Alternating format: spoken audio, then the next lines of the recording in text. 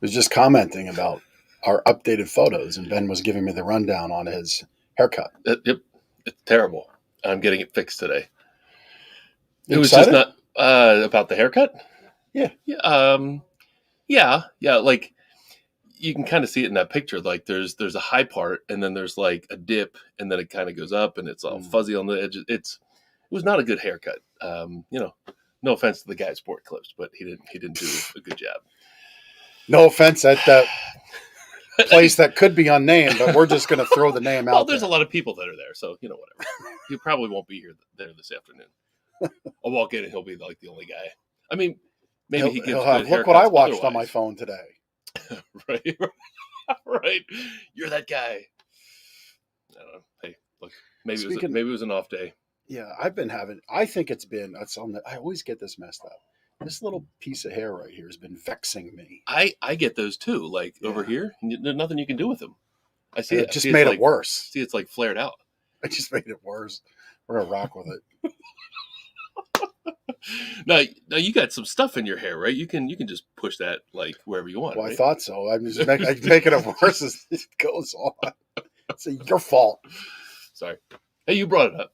I just said, look at those two handsome dudes, and then you took us down this road of bad haircuts. And, yeah, my apologies. That's right. Welcome to Lancaster Connects, where we need hair and wardrobe. Because Ben just did a wardrobe change, like as we were ready to go live. Maybe that's what we do for 100th episode. We get a hair and makeup team in here, wardrobe, do the whole thing. Yep. Do it up like a real show. Proper. Yep. Proper show. Yep. Well, this is a show not about haircuts or about anything that we've discussed so far. It's Lancaster Connects. Thank you for watching. Episode 91. We're excited about our guest. I think we're going to have a lot of fun talking about this one. Local business. So our show is about local businesses doing good in their communities, or small charities, or charities serving the local community. It's all about Lancaster Connects and connecting those businesses, those charities to you through the screen, through your ears on audio. Anywhere you watch internet connected TV, you can pick up this show. So if it's got a video player, well, that's anywhere. That's true. I'm trying not to go through it's like YouTube. They know where they can get it, I think, at this point. LinkedIn. We're a bigger deal than just Facebook. This is true. It's anywhere you can catch the video, you can catch us. Amazon players. That's true. Yeah. Search us up on Amazon players and search us up on YouTube players. The Google machine. Google. We're all over the place. Yep. So, yeah. Yeah. Yep. Anyhow. Prizes. I was just getting there. Prizes. Yeah. We love comments. Comments during the show. Like comments. You talk about our hair. Yeah.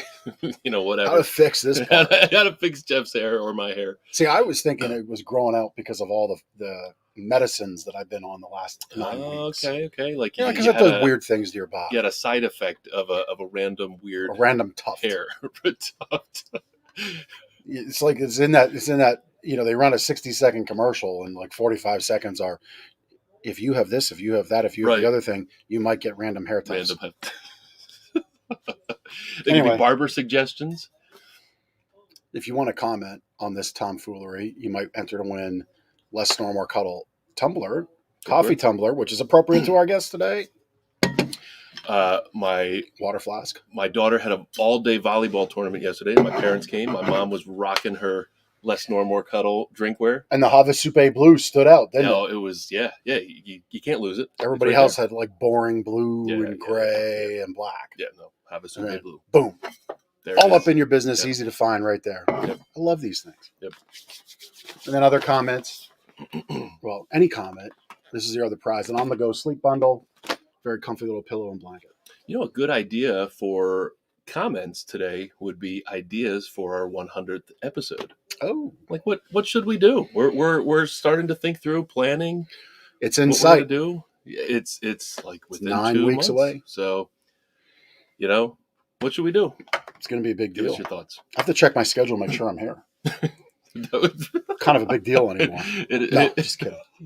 Well, I will be here. We can episode 100. We can schedule 100 for when we are both here for sure. Yeah. I will be here. So anyhow, speaking of others who are here, let's welcome our guest. Hopefully he's still here. Keith Frey. He left. Yeah, he's like, I don't know about all this. It's my day off. Shop's closed. I could just go home. He probably checked his own hair.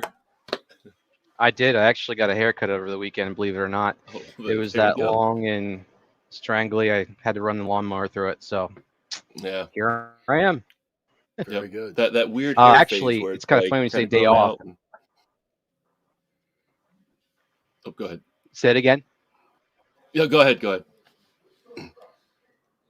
Okay. For us at Whiff phase open Tuesday through Sunday, so I get to use this space that's not open. But our roastery location, we run 4 12-hour shifts Monday through Thursday. So there's always some kind of excitement going on over here. Yep. Very good. And over here is Whiff Roasters in Lititz, is where your shop is. Where is your roastery? So we are actually located, the roastery facilities behind Julius Sturgis Pretzels. So the oldest pretzel factory in the United States is in downtown Lititz, right across from all-girls school, Linden Hall. So our roasting facility is actually in a building that was expanded upon to run some of the pretzel bakers and stuff when Julius Sturgis did a lot of the manufacturing right there in town. So we were able to repurpose that area facility and moved in about 2006. And that's where we do all the roasting, packaging, flavoring, and production line for our coffee. Very cool. Very cool. Keith, a little bit of your backstory. Are you a Lancaster native? I am. I'm actually a fifth generation farmer from Mannheim. So Okay, born cool. and raised here a long time, and I don't think I'll be going anywhere. I don't think. So, fifth generation, that like kind of goes back with the Her family. So, like, is there any like Hatfield and McCoys of West Virginia? Are there any Frey and Her stories of fifth generations ago? Great question. Not too much that I'm aware of. I mean, most of my background is German. So German, getting that. There wasn't a whole lot of feud, Hatfield, McCoy, blah, blah, blah, blah, blah. But just hardworking, um, hardworking family. Farming has been in my blood for 5 generations, and love all kinds of all parts of agriculture. And it's like, okay, coffee beans. What am I doing with coffee beans? We can't grow coffee beans in the United States, so how can I farm that? But it is really cool to be able to be part of an agricultural commodity that I'm able to take from bringing it in from farm, roast it, package it, and send it out to consumers to have at their table or first thing in the morning when they wake up. So that's Let's talk about your transition into coffee. So you and your wife Janessa are the owners of Whiff Roasters, and you weren't always in coffee. How did you get into coffee? Did you work for Whiff Roasters, or were you a customer that just loved Whiff Roasters? What's the story there? Great question, Ben. So my wife and I are both went to Penn State University. She graduated with an animal science degree. I graduated with the agribusiness management degree. So one of the things that she was always a coffee drinker. I drank coffee not like she did. But in transition, once we got married, we, taken over the family farm. I had my own herd of cows, Jerseys. I specialized in a really good herd of Jerseys producing high quality milk. I had them for 7 years and just doing row crops and so on and so forth. And she was involved with animal science, more on animal nutrition. So she actually worked for a company down in Gordonville with animal nutrition. And one of the coffees that they always drank on a regular basis was Whiff Roasters Coffee. So kind of funny, I get up and go milk cows in the barn, and she's getting up to go in and work on nutrition programs, working with cattle and horses and so on and so forth. And she always, talks about this coffee. Long story short, our farm was at a pivotal point where it's like we either go in farther and deeper and triple and quadruple our herd size because of economies of scale. Even though I'm fifth generation farm, it's really hard to make a small family farm profitable without going larger scale Yep. or making it more commercialized. So I really feel strong and passionate about agriculture industry of taking, you've heard the term, from farm to table. So it's like, what other things can I do? Well, I found out through the love of coffee, through Janessa's love of coffee, that Whiff Roasters, the founders, were dealing with some health issues and are at the age of retirement, that they were trying to find someone that can take on their legacy of what they've started. So it all first started with roasting coffee in a little cafe off of Main Street in 1999. And then the roasting was such a passionate drive and people loved it so much that in 2001, it then formed into Whiff Coffee Roasters. So since then, we've just been roasting high quality coffee beans. So what makes Whiff Roasters really unique is we focus really on gourmet coffee for the most part. So gourmet coffee is then considered specialty. And in the whole world of coffee, the specialty coffee component itself makes up of less than 10% of all the coffee in the world. Oh well. Yeah. So definitely not Sanka. No. Not flavor crystals that you can like put up on the shelf with your sardines and your beans for the apocalypse. Far better quality than that. I mean, coffee, once it's roasted, you have it ziplocked in an airtight bag. You can lose, or not you can, you will lose some quality of coffee over a period of time. But coffee is one of those things, if it's packaged right, shoot, you can have decent coffee years to come if you have some coffee put away. Sure. Yeah, definitely possible. Better There you yet, go. what some guys do is they'll put green coffee beans back and then try to have a home roaster. Some guys like to experiment with a popcorn popper and try to roast some coffee that way. Either that or an old cast iron skillet frying pan. I haven't mastered that technique. I've always wanted to try that, and I haven't tried that yet. But yeah. So beyond the fresh coffee, beyond gourmet coffee, what else is there that makes it unique? Because I'm actually sipping on some Whiff Roasters coffee right now, and I know what I like about it. But why don't you share with our listeners and our watchers that extra layer of what else makes you unique? Sure. So what it comes down to, what we offer, we have a very, very, very large menu. As I'm sure you have everything from commercial grade box mattress whole way up to you got stuff for penthouses, right? So you got the whole gamut for the most part, right? So when it comes to coffee, we focus on coffee that we import from 17 countries. So out of the 17 countries, there's a lot of different coffees from different altitudes, different regions, all make up different styles of what you're expecting to taste in a cup of coffee, right?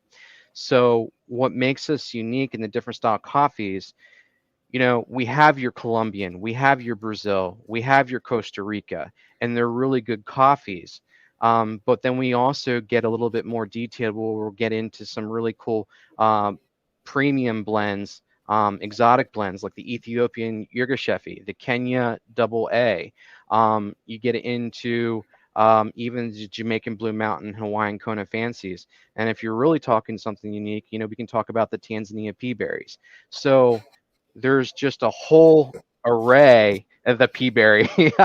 I just saw, but speaking like, whether you're looking for a savory, full-bodied cup of coffee versus more of a tasteful, high acidic cup of coffee that you're tasting a lot of the fruit and wine notes and other earth tones from the origin, there's really so much uniqueness with all of our different coffees. We basically have it broken down in two sections. We have our regular coffees, and then we also, the regular coffees meaning no additional flavor added. We're focusing on strictly the coffee bean from the origin of growth. Okay, so through that, we'll do single origins, we'll do proprietary blends. Kick-Ass is up on the screen that I see right now as well too, which is pretty cool. That is actually our highest caffeinated coffee by design, believe it or not. So fun coffee. But we also will have some, we'll put some of the premium blends together, such as our Mombasa. And then we can start talking and look at, a lot of people say, well, you know what, I'm starting to have some acidic or acid problems, or my stomach can't really take the coffee like it used to. We can talk about house blend, we can talk about Sumatra, we can talk about coffees from Indonesia. So the spectrum is wide. So that's on the regular coffee side, and then through that we can do a derivative of the decaffeination process, but I'll talk about that in a second. Then other side of what we offer is is coffees that we add natural and artificial flavoring to enhance a style of coffee of flavor that people seem to really enjoy. People that like to put a little creamer in their coffee with flavor. So Dirty Banana just so happens to be, I think, is that Drew's favorite? That's Drew's favorite here. Seems to be a house favorite. Okay. We've incorporated, as you know, we've incorporated some of your flavor packs. I believe you call them Portion packs. portion packs Mhm. into our customer gifts. We'll talk about that a little bit later. But Dirty Banana seems to be the standout. I took some samples home, and Snickerdoodle my wife likes a lot. It's a good one. Oh, that's awesome. But That's awesome. yes, so how do we get the flavoring? How do you get the flavoring in? I was wondering that too. That's a great question. I can't really reveal exactly how all I do it because some of I'm that's asking him to share his secrets. proprietary to how we do our flavors. But like anything else, when you talk about flavorings and what people like, what was really interesting that happened during COVID is flavored waters went up like what, 500, 700, 800% in popularity. Hmm. So it's using the same style of food grade flavoring to enhance a person's experience. So that's essentially what we're doing with the coffee. It's still always coffee forward. So it's like someone's like, oh, does that mean I'm like we have a mocha espresso brownie, which is like a chocolate style brownie coffee. Is it going to be like a hot chocolate style coffee? No. It's coffee forward with hints of chocolate. So all of our flavor coffees aren't like syrupy and all that other jazz like what you would expect. I'm going to put some French vanilla creamer and all that other stuff in there. No, it's just hints of the flavoring that we add to enhance the taste of what you're getting out of coffee. So it's all coffee forward. So, I have a handful of questions, and Nate, who's watching, said he needs to get that apple coffee cake flavor. That actually sounds really, really good. So, a few questions. How do you come up with, and who comes up with these flavors?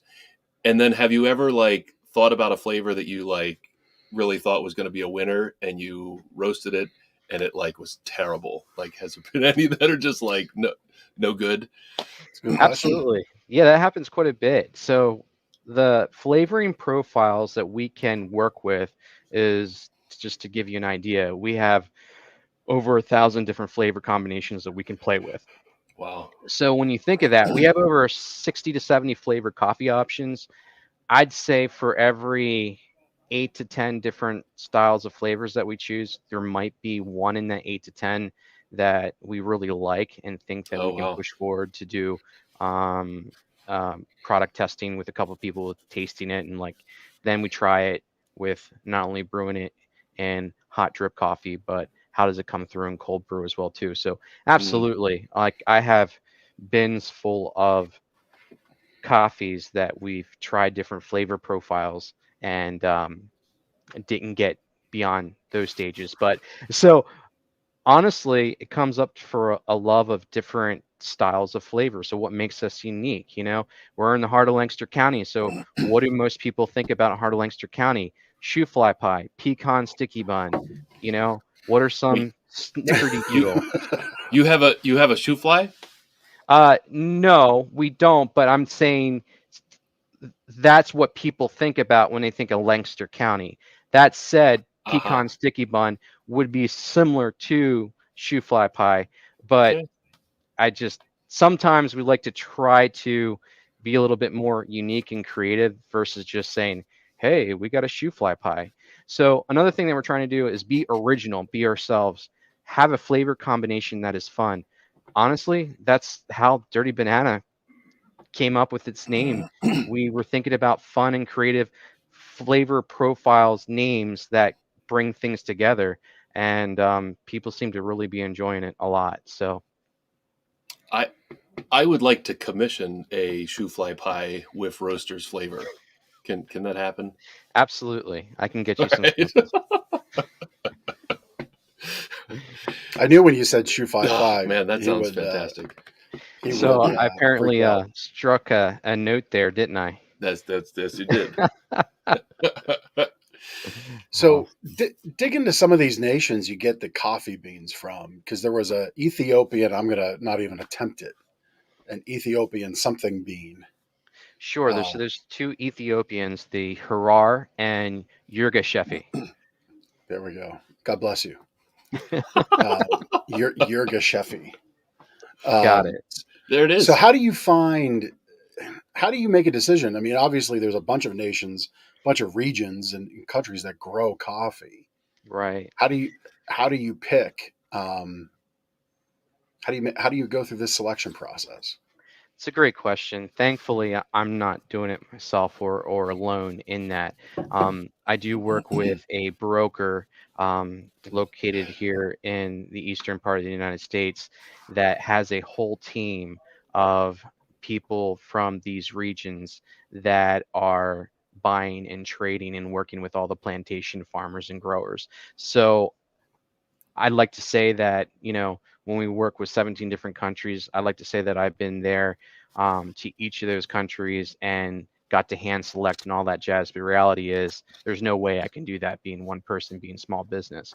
So I got connected, or Whiff Roasters gotten connected in the specialty coffee world with a broker with all these plantation farmers and growers and imports them directly into the United States. And then through that, we get a selection of different coffee and different coffee profiles that we get to partake in or have the offering that we can purchase. So by ways of doing that, we are able to quote we're working off of market, but yet we're actually working directly with contracts with the plantation farmers and growers. So for me, that makes me feel really good that that's how I'm making an impact with these guys. Is I actually have a connection and I'm working with a relationship that's working with all these guys. So that makes me feel good in how we're involved in that process. Yeah, I So was I was you're going asking, to ask like how connected you are to the farmer, to the grower. So it seems like you're fairly connected, about as correct, connected as you could be without right? going to purchase direct on your own. Is that right? That is correct. Because of tariffs and because of importing, exporting, dealing with other countries, that's a huge undertaking in how we accomplish that, right? Yeah. So, um, agriculture is a very big component for us here in the United States. And a lot of these countries, coffee is their number one agricultural commodity. Like that's their revenue, right? So there's a lot of interest when we're dealing with importing, exporting. How can we cumulatively all work together? So the growing part can get a little fun and challenging. So when you asked, well, how do we select and choose? Uh, all these different coffees and their profiles, their flavors. Well, the interesting thing is, like, depending on the region of growth and depending on the altitude, you'll have different styles of coffee, right? So, ones that are grown in higher altitudes, like Tanzania, will have more of fruit wine. There's different coffee elements of flavor that you'll pick up on. Same with lower altitude coffees, or you're in an area where there's volcanic ash, there will be a totally different flavor profile that you'll expect to get through the coffee. So because it's an agricultural product, every growing season, every year can be different. Obviously, coffee trees, they can't take freezing temperatures, so that's why we can't grow them here domestically. So any slight of frost can greatly detriment the growth of coffee trees. So knowing that, sometimes there are different growing plantations within regions that we get to decide and select different varietals depending on the grade of coffee. And that comes into another conversation about the grade of coffee. Would this be a good time to talk about the grade of coffee? Sure, please. Okay, so out of coffee beans is actually made up of a cherry, similar to what we have here, cherries. I personally love cherries, so it's the same concept. So a coffee bean is literally in a coffee cherry with the cherry and the pulp on the outside. So they're pretty much all hand-picked, and they have to go through a depulping process. So on the cherry part of itself, there's over 120 different coffee bean impurities that are found on coffee cherries when they're grown throughout the season, throughout the year, right? So when we talk about specialty coffee, every coffee bean impurity, whether it's blight, whether it's drought, whether it's insect pressure, whatever, when we talk about those things, every impurity gives an off flavor in the cup of coffee that you're tasting. So what makes up specialty coffee is, out of those 120 coffee bean impurities, we want to get to like 0 impurities. So when we talk about the grade of what coffees we focus on grade A, grade 1, some of the best coffee grades that are known to grow that are more than a nanolot. Does that make sense? Yeah. In other words, diplomatically speaking, and I'll say it, not you, your coffee beans far superior than the coffee beans of the drive-through coffee places where you see on every street corner. There could be some truth to that. Right. I said it, not you. You're not going to name them like I was naming right. I'm not national yeah, brands. Yeah. I mean, we do, we do have lawyer relationships. We try not to use them. So yes. So yeah, I mean, they're like, and you referenced it earlier about the products that we choose to curate here. The average person looks at a mattress and sees a mattress. The average person smells a cup of coffee and smells and looks at a cup of coffee. Right. But the two things, there's a lot that goes into what makes each special, and that's what you're talking about. I never knew. I don't know why I thought like coffee beans kind of grew close to the ground, I had no like clue soybeans. Mm-hmm. I didn't know that they were in a tree. Yeah. And So that they had yeah. the cherry like around it. I didn't know that. Didn't know Right. that at all. I didn't either. Today I learned. Well, It seems like yeah. For as many like beans as you need to make a cup of coffee, like how many coffee beans are in one little cherry? Like it seems to be such a intense labor process to get that many beans. So I don't know how well you can see this. These are unroasted green coffee beans. This just so happens to be Brazil. Ah, great. I don't know how to make this work. Okay, so these two guys right here. Yep. Oh my, there we go. So if you look at a coffee bean, it really is like That's two halves. Come on. and a cherry shape around it. Right. We're getting it. Yep. So those two halves make up one cherry coffee. I mean, yeah, one coffee bean and a cherry, right? So two halves. So you get two beans out of one cherry. So around that literally is the pulp that you would get in a cherry tree, right? So it's all that fruit pulp that's around the cherry, around the coffee bean that you have to mechanically depulp is a term that we use when it goes through depulp. You know the history of coffee? Like, is it like when did who figured out that they could pick this thing out of a cherry and roast it, like, and put That's a water really in good it, question. right? Like, how long ago did somebody create coffee? Why things are the way that they are, it makes sense. Okay, so some of the history of coffee. Monks ate coffee fruit to feel closer with God. I'm not making this up. That's kind of funny. So From the Coffee Bible. yeah, Yemen first got the plant when crossed the Arabian Peninsula, and it made its way into Europe. So Europe then got it from the Venetian trade. So America got it in the 1700s, but when we first talk about it there we go. In 1882, the French invented the espresso machine and figured out how to extract a bunch of coffee or a higher amount of caffeine through the coffee bean, which is really, really cool. So when we talk about, I'm going to jump a little bit. We were asking about, okay, how many coffee beans make up a tree and so on and so forth. So coffee beans are seeds of a cherry grown in the subtropics. So most coffee trees won't get any taller than 20 feet. So that's kind of the standard. So there's about 4,000 coffee beans that you can find in just 1 pound of coffee. So 4,000 coffee beans. That's kind of crazy. Okay. So each coffee tree, this is even more mind-blowing. Each coffee tree only produces about 1 to 2 pounds of coffee a year. Wow. Holy Okay. cow.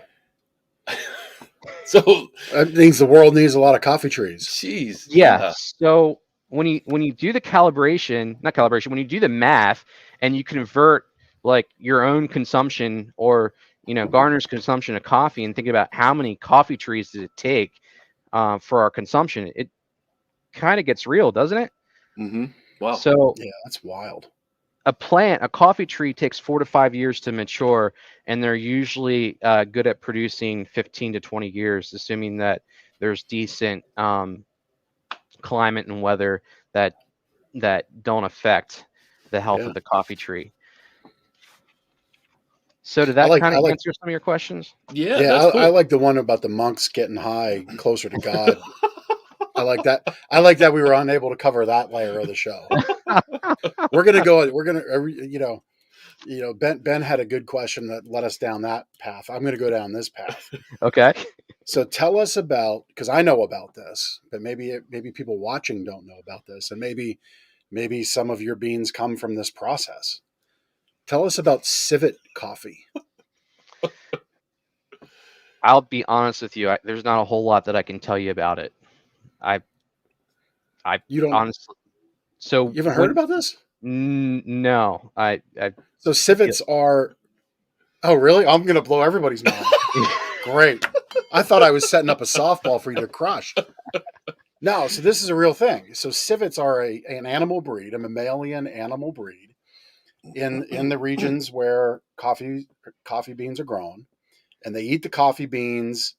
Yeah, Nate says no civet coffee for me, and because y'all fixing to find out why. Oh, you're talking about. Oh, okay. There's different names for it, but okay, I know what you're talking about. Okay, well then set them straight. Set them straight. Yeah, so set me straight, so I don't look like the idiot beside the smart one, Ben here. Okay. Yeah. Well, Go there's ahead. different animals that have been known to eat the coffee cherry off the ground, and then in doing so, the animals then dispose. They get the pulp, they get the nutrition from the fruit part of the cherry, right? And then the coffee bean itself can't be digested, so it's passed right through their stool, their manure, right? So then what these guys do is they come through and they pick up and sort through all the not decomposed, but all the manure, the stool with the coffee cherries in, and clean them up. and And go make coffee. through a washing process, and is some of the most expensive and exotic coffee beans in the world. Most of it is usually over $200 to $250 a pound. Wow. So little business lesson. If you're in business or you're selling anything and you're like, man, nobody will buy my stuff, just know that there is coffee being sold for $200 to $300 a pound. Okay. And what's your average retail of a pound of coffee in your shop? So most of our coffees we do in 8-ounce bags, but anywhere from $8 to $10 for half-pound bags. Right. We're talking $16 to $20 a pound. 16. So yeah. So little inspiration for you in the typical Jeff Chinakovo velvet covered brick way of doing things. I don't want to hear about it. There's people selling coffee that an animal literally pooped out and people picked up, and it's selling for, and your coffee's fantastic, but this coffee sells for like 10 times to 25 times or 15 times. And I'll note, ever since I brought up the Civic coffee, our comments have exploded through the roof. So there you go. It's poop humor. You talk about poop and it goes through the roof. I also see a comment from Janessa, your wife. She's tuning in. Hello, Great. Janessa. This is great. Give us a thumbs up if Keith is doing a good job, Janessa. Keith, this is where you don't say great. You say, I love you. Yeah, thanks for watching, dear. No, this is awesome. This is great. So, when it comes to that kind of coffee, it's more of a novelty coffee. It's Right. extremely hard to find. It's not that it's rare, it's a very low volume amount. And just like your interest, oh my gosh, like whoever thought of that? You're intrigued and inclined and interested in the coffee, no, right? Right. So, well, I'm interested to talk about it, but I'm not going to go buy it. It's actually decent coffee. I mean, I can't say that it's better than other coffee around. It's just a process of breaking down the pulp and everything else. And there's like, oh, well, it went through another animal's gut and the acid helped break it down and blah, blah, blah, blah, blah. Like, ew, who can do? Yeah. Yeah, that's the theory, though. Isn't that the theory behind it, though, is that it's been, the bean itself has been percolated in a different way that man-made process can't really replicate. Isn't that the idea? It is a different process, and it is like in every animal there's different acids. I'll say that. People are like acid, like, no, but like there's different natural chemicals within your body that are going to break down the food that we take in, right? It's the same thing with animals, right? So when we talk about the mechanical process of depulping, we're really talking about, you know, machines, conveyors that go through with rubber-like fingers to pull all and separate the coffee cherry from the pulp. And that's a mechanical process. So there's really no chemicals involved with that. And then there's an outer like skin on the outside of the coffee bean that usually gets removed through, you know, a drying process. And sometimes they'll use raised beds to dry the coffee cherries from there on, or the coffee beans. It's coffee bean flavor without changing into a different form. So, right. By the way, you did a fantastic job of transitioning from the feces well, okay,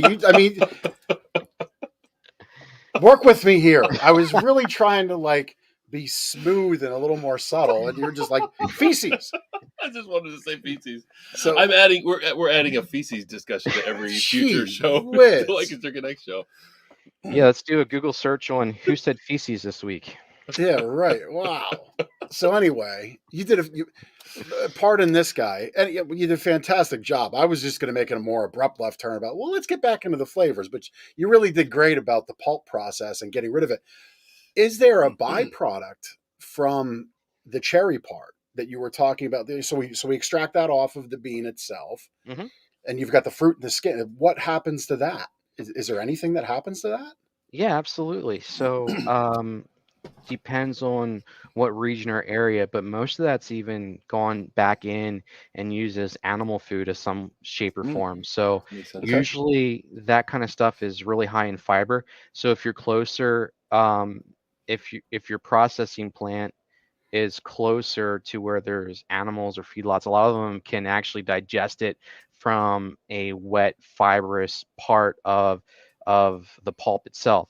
If it has to travel and has to go through, it'll go through a fermenting stage, and that's not good. So sometimes they'll actually dry it and then package it and put it in part of a fiber and protein bar mix, whatever, blah blah blah.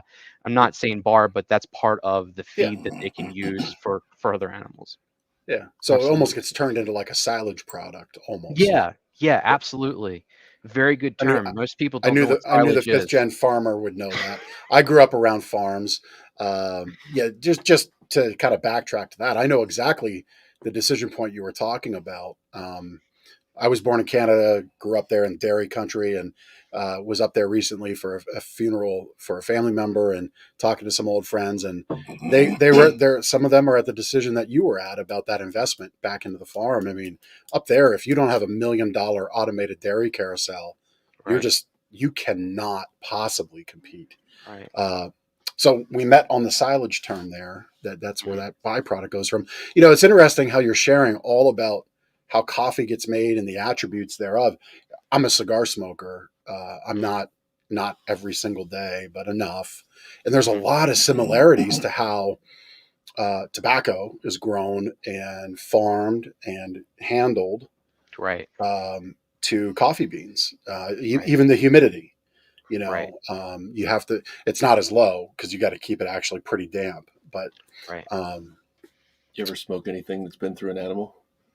I knew you. I knew you.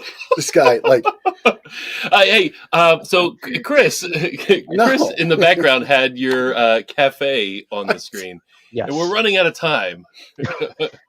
Really?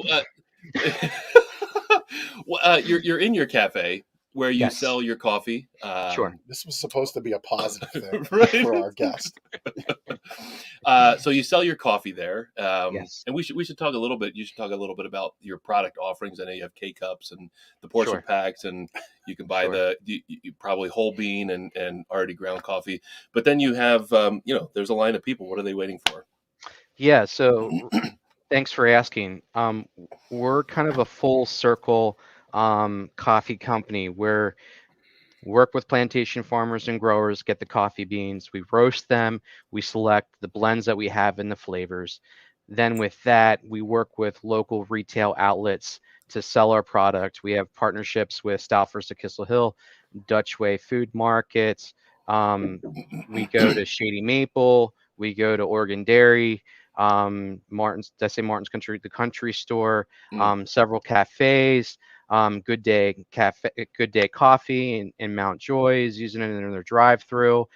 So if you want good coffee, right there, Good Day Coffee out of Mount Joy. Chivati's out of Efferton and several other places as well too. that's And awesome. then what we have then is we have our online and retail and walk-in sales where direct consumers can come to us and buy that. So what does that mean for the grand scheme of our cafe? Well, we have a very large menu. Shortly after apprenticing and taking over the business 6 years ago, I had a coffee guru tell me, "Hey, Keith, you need to get rid of 60% of your entire menu." And I'm like, "Hmm, interesting. Why?" They're like, "You're making it too complicated. You have way too many offerings, too many options. You're going to confuse the consumer." No Well, way. That's and it kind of it didn't hit me hard, but like any other business man, you start processing what people are saying and what people are thinking. And this is the same coffee guru that has worked for big coffee companies, and I won't say who, and they focus on four different kinds of regular coffee, and that's it. And how do you find a way to streamline and sell the crap out of just those four kinds? So once hearing that and knowing what we have, like I said, we have a very large menu. Our uniqueness with all of our flavors and all of our single origins and proprietary blends are all crafted in a way that they're unique and different. So we have a very large menu, and because of that, it's important to us to be able to showcase our product in a retail setting where you can actually come 100%. and you can try our product. You can talk with our staff and our associates that want to engage with customers and say, hey, tell me about this flavor. Oh, the Guatemala, what can you tell me about Guatemala? Or better yet, when we talked about people that have acid problems and then gut problems, well, you need a low acid coffee. Well, what low acid coffees do we have? Our Sumatra, our house blend. Here, would you like to try a sample? It's a way Yeah. for us to take our gourmet coffee or unique product and get it into consumers' hands and then tell them why it's so unique, why you're tasting what you're tasting, why you're experiencing what you're experiencing. So for us, the focus at promoting the uniqueness of our coffee is what sets us apart than most other businesses.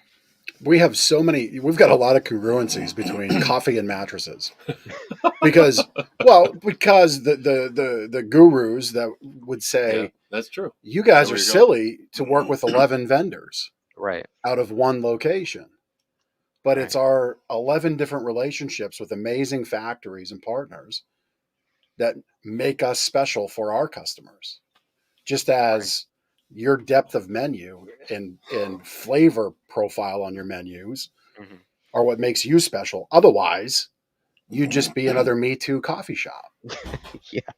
Right. Plus, I got to Literally. think having the ability to say seasonally to your large bulk wholesale customers, I got to think, like, as you have relationships with them, like you could say in the fall, hey, yeah, pumpkin spice is all the rage, but in our store, so is this. Right. Mm-hmm. And you probably have opportunity to have influence that way a little bit as your relationships grow. I'd imagine that's a thing. And you're Yeah. like, you're like a proving ground for Right. those wholesale customers. So kudos to you for working as hard as you do. And That's cool. I that's couldn't really do it neat.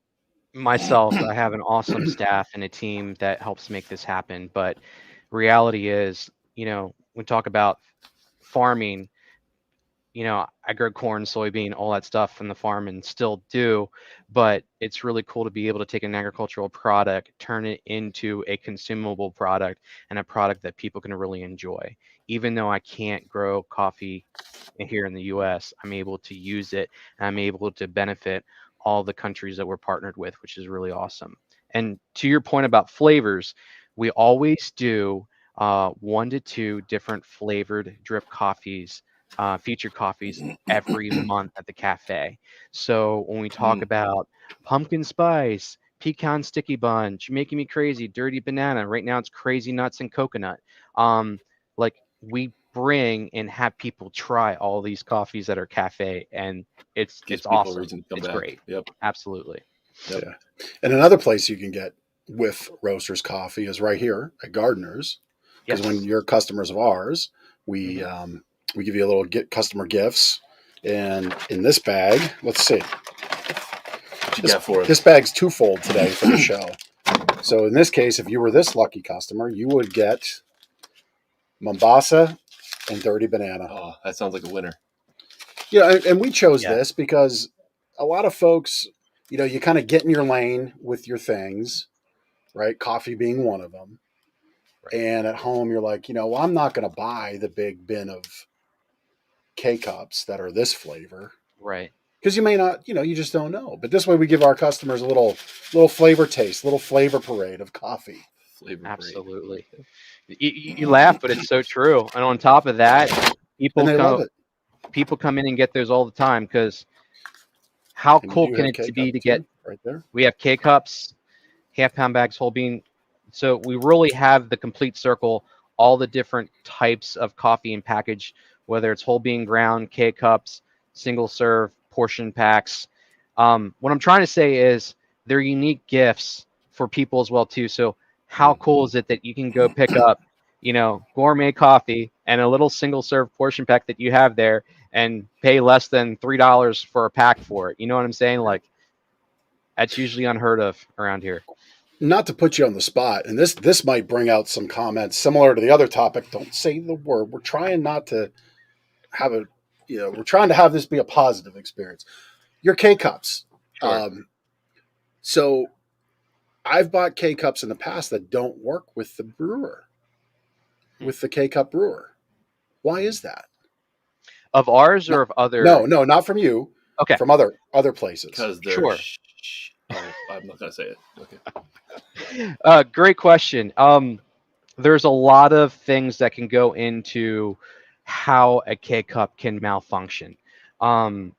Let's first talk about the integrity of the coffee cup itself. So if you ever tear and open a single serve K cup pod, you'll see that there's actually a coffee filter in the inside of that cup. So it literally, oh, okay, we got one right there. We're Dig gonna do in. this right now. Okay. So I'm Do you have a opening it trash? up. Yep. So you have a trash can close by. Turn I've it got an upside. empty coffee cup. Okay, there you go. Yep. Okay. Oh, I see it. You see it? Take your finger in there now and pull the filter straight up. Oh, See? it's got a little filter. Exactly. So, like your No typical way. coffee brewer, there's always a filter that you're getting the water through the coffee grinds. Because if it was just water, coffee grinds, and the hole in the bottom, you have mush trying to push through that needle. It's not going to work, right? So this is why the store brand, off brand things don't work, because they don't go to the expense of this. No, they have them in, but what happens is that filter in the side of that cup could be weak. It's all through an extrusion, a manufactured process where that outside of that mesh is literally, I want to say glued, but not glued. It's heated to stick to the outside of that cup. So if that filter pulls off the side, now you have coffee grounds trying to be pushed through a needle. So that's one failure, right? So that's one problem that could happen. Yeah, there's a little filter cup. Yep. There you go. Exactly. And when you're talking, like, it's not uncommon for that to happen once in a blue moon. But when you're talking about a mechanical process that's going through an extrusion line being made, there could be one in 1,000, a couple in 1,000 that may be slightly defective. And sometimes that's known to happen where that's the first thing. The second thing is sometimes some manufacturers pack too much coffee in the cup. So if there's too much coffee in the cup and you have water coming through, it just clogs up the whole cup and doesn't allow any of the brewing to happen. So that's the second thing. The third thing is some K-cup machines get used so hard that little needle at the very bottom that cup is that the needle is supposed to puncture in the bottom of the cup. Sometimes that needle gets dull over so much use that when you push the cup into the K-cup machine, it actually doesn't puncture the cup. So then you got a bunch of pressurized water going in the top of the cup with no hole in the bottom for it to go out. So that's the third thing that can go wrong. And some machines you can get replacement needles for. Most people just end up throwing them away and getting another one. But that's the third thing. Let me think. Those are the three most common issues. I like that you've embraced the K cups. I know there's probably some coffee places that are like, we don't do the K cups. We just do, the beans and we grind them and that's, what they do. But like our house, we're coffee drinkers, but my wife, Lindsay, is not drinking coffee at the moment. Cover your ears. But so like I have a ton of the K cups at home and I can just make myself my cup of coffee because I don't need a whole pot. But that's awesome that you have everything available as beans. You can grind it. And then of course, you have the K cups for the K cup people. So the cool thing is they're all recyclable too. So we got that going, right? Yep. Those that want to take the effort. And not only that, we have a lot of customers that come in, they have the Keurig and they go through the effort of doing refillable K-cups. So we'll grind it a particular way, K-cup grind, which is usually a percolator grind. And we have a bunch of customers that refill and repack their own K-cups, which is great. That's cool. Yeah, I've got one of those. That's cool. Refillable K-cup thing. Yep. Love it. We got K-cup learnt right there. We got a lot of learnt today. Yeah, we did. We did. We'll make that more better. That's right. That's right. Now there's some Lancaster County for you. Right there. Right there. This is awesome. Keith, what's next for Whiff Roasters? You got anything Great. fun planned? Oh, there's always fun and excitement going on around here. But the biggest thing for us is we're just doing our thing. We're making a great product that people seem to be really enjoying. We're always trying to come up with new and creative and fun flavors that people can get a chance to enjoy along with us. We're trying new product. We're also really trying hard to be passionate about our product. And then through that, people get to see why we're so excited about coffee, right? So we are known, or used to be known, as the best kept secret in town. I think we're doing a pretty good job trying to not be the best kept secret in town anymore. So I'm sorry. That's fantastic. I was laughing. We have the juvenile host. Usually that's me. He's off the rails today. We have a TV above us that's playing old podcast episodes, and I just looked up, and Jeff has some like old lady glasses on. Where are they now, Jeff? I'm not sure where those are. We gotta find them. Maybe that's a 100th I gotta episode say, idea. I gotta say, with that haircut and those glasses, I'm rocking. I'm rocking them rose-colored glasses there that probably Grandma Rose owned and left here. But anyhow, yeah, Keith, I was, our producer Chris, Cast Ahead Productions, fantastic podcast producer. They put together the show, and then on usually like Thursday or Friday, it lands on Facebook and YouTube as coming soon sort of thing. And my neighbor saw it, and I hadn't even seen it yet. Obviously, I knew you were going to be on the show, but like that was put on Facebook, and she goes, "Oh, my neighbor says my husband Brian is excited for your show next Monday." And I'm like, had to think for a moment what she was talking about. She's like, "Oh, you're having Whiff Roasters on. He loves Whiff." So like that was just like, they're passionate about their coffee and passionate about Whiff Roasters. That's awesome. Yep. Yeah, and thanks to you guys as well too. Like, we love promoting and being involved in small business.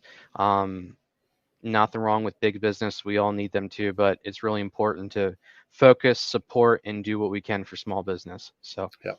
Well, thank you for your partnership, and I'll throw it out there. If you're a business that's looking for a good little gift to give to your customers on fulfillment, at a meeting, at a closing, maybe even part of your prospecting campaign, these little things right here, these little portion packs, our customers just love them. So, and to piggyback on that, Keith will work with you to figure out what exactly you want.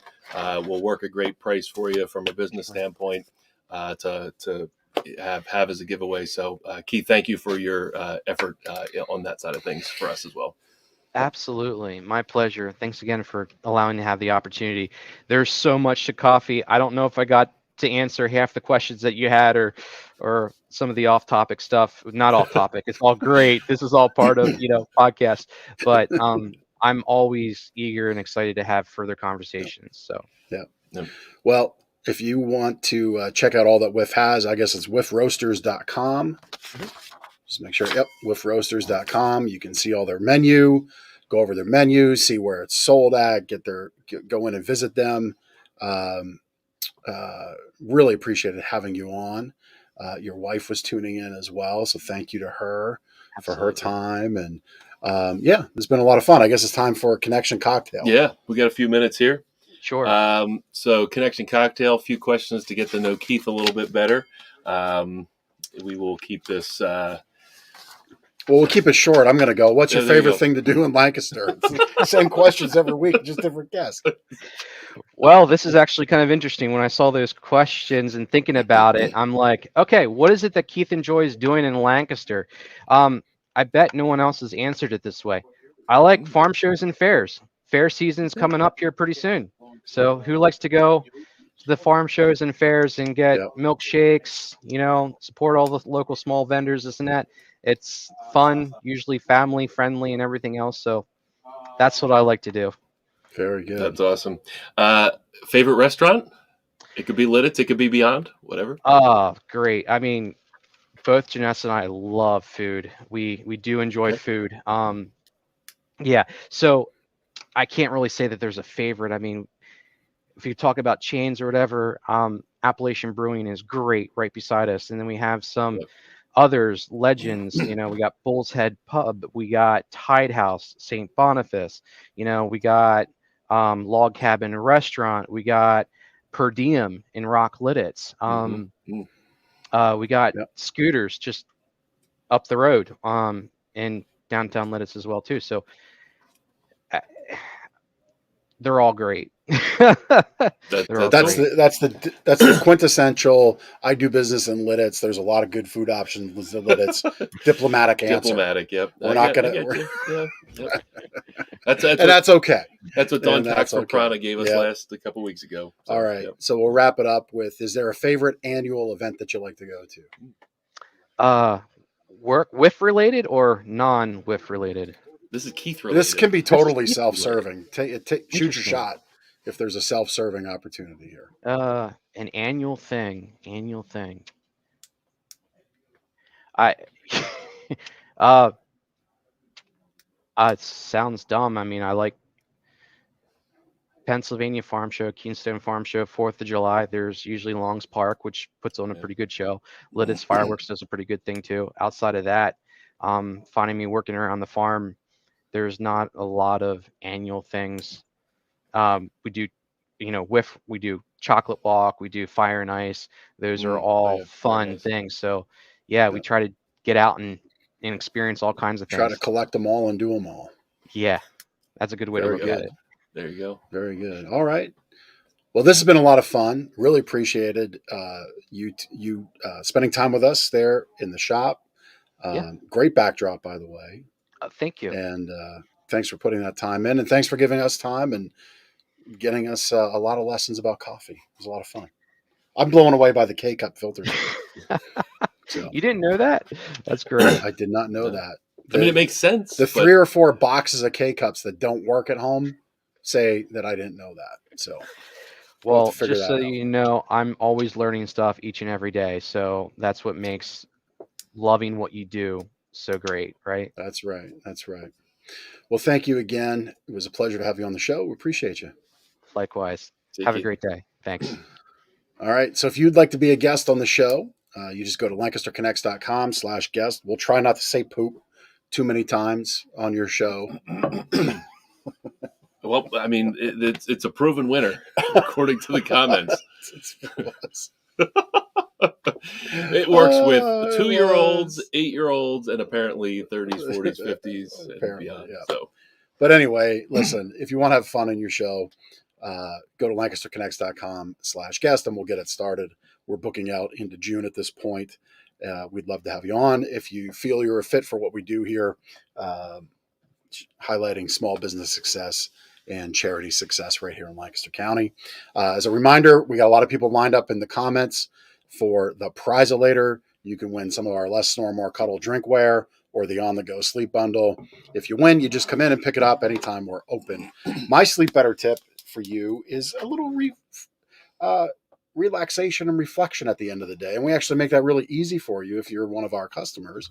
But if not, you could just go to Google and Google up some of these little sleep psalms and sleep tips and sleep proverbs, which is what we have in this Magic of Sleep book. So this Magic of Sleep book is part of our customer gift bag, as I've shown you, along with the Whiff Roasters portion packs. But if you were to just read 1 or 2 of those things at night, kind of puts your mind in a little place for meditation, reflection, and relaxation. And I think you'll really sleep better. And so that's my Sleep Better tip. That's cool. Testimonial time. I don't know if we mentioned before on the show, but Andy Rhodes, who was a 10-year tenured employee with Gardeners, valued member of our team, recently left us. He's moving. He and his family is moving out of the area, but we have found a replacement. Chad has been with us the last couple weeks. Chad Burkhart, and Chad has had a number of sales this past week, couple weeks, and had his first online review. All right. About him. So way to go, Chad. This actually came through this morning. Can't recommend this place enough. Drew and Chad were so helpful in the process of buying a new mattress. They carry some great products here that you won't find at other major mattress companies. Excuse me. And the customer service can't be matched. The people working here really know their stuff and can tell you every detail you'd like to know. Thanks again. That was Anna Rose giving us that review. So she's had a great experience, and Way to like go. working with Chad and Drew. So Way to go, Chad, breaking the ice. And Yep. we wish Andrew Rhodes, nothing but success. We're very happy for him and his family's journey. 10 years was a great career in retail when you really think about it, because retail careers are kind of like dog years. They, you know, they can go on and on and on and on. Yeah, right. Yeah, look at what it does to my hair. So it's on this side. Toughs it out. I can't even figure out what side I'm on anymore. Anyhow, store happenings, not too much going on. It's April. We hope you're having fun in your yard and getting your backyard and deck opened up and everything. If we can help you spruce up your bedroom, right there are some headboards, some platform beds, things that we're discontinuing, getting out of. So great time for a deal. We've got some floor models. Think of it like spring cleaning here at Gardner's. So really great deals to spruce up that bedroom, that guest room, maybe even that main mattress for yourself. But certainly come in, check out the selection, and we'll make a really great package for you there. As always, you can find the show pretty much anywhere you watch internet connected video, YouTube, LinkedIn, Facebook, etc. I think that means it's time for the prizelator. It's time for the prizelator. Like the percolator back in high school. Coffee with roasters. Are you trying to rap? Percolator. It's time for the percolator. I got you. There is Nathan. Nathan, congratulations, Nathan. I don't think Nathan's won before. But we appreciate you tuning in. Everybody else, come back next week and play again. Mm-hmm. It's really simple. You just comment. Who knew? One of the longest shows about coffee. A lot of comments arrived off that one topic we won't name again because it apparently makes you giggle and go a little crazy enough. I can't keep you on the tracks. But anyway, thanks for tuning in, and we'll see you next week on Lancaster Connects. Take care.